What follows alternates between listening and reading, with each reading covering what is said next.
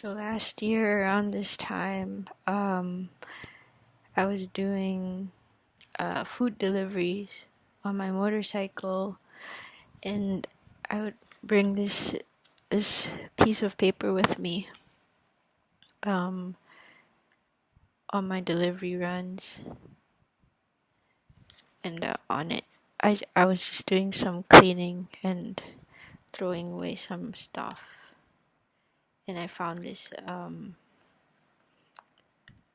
among a pile of papers, and it's quite interesting to see that this is what this this is a prayer that sort of sustained me through a season in my life, and how it still applies. Of course it does. So this is Sir Thomas More's anti-mimetic prayer for detachment. Give me thy grace, good Lord, to set the world at naught, to set my mind fast upon thee, and not to hang upon the blast of men's mouths, to be content to be solitary, not to long for worldly company, little and little utterly to cast off the world, and rid my mind of all the business thereof, not to long to hear any of worldly things, but that the hearing of worldly fantasies may to me be displeasant. Gladly to be thinking of God, piteously to call for his help,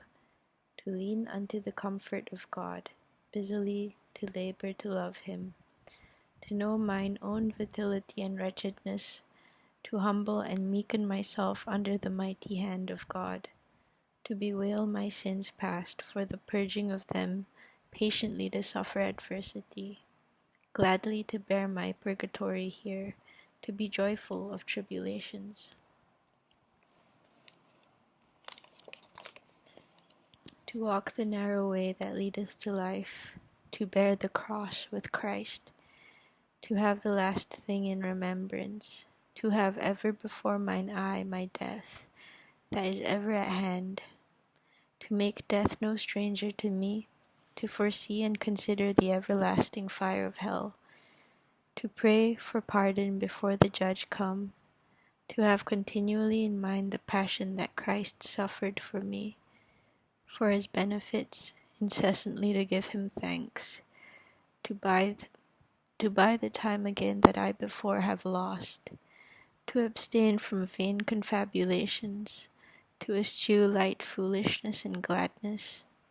recreations not necessary to cut off, of worldly substance, friends, liberty, life, and all, to set the loss at right, not for the winning of Christ. To think my most enemies my best friends, for the brethren of Joseph could never have done him so much good with their love and favor as they did him with their malice and hatred. These minds are more to be desired of every man than all the treasure of all princes and kings, Christian and heathen, were it gathered and laid together all upon one heap. I did do the sunrise run this morning. It's about day 1.80, the 80th sunrise. 81st, maybe.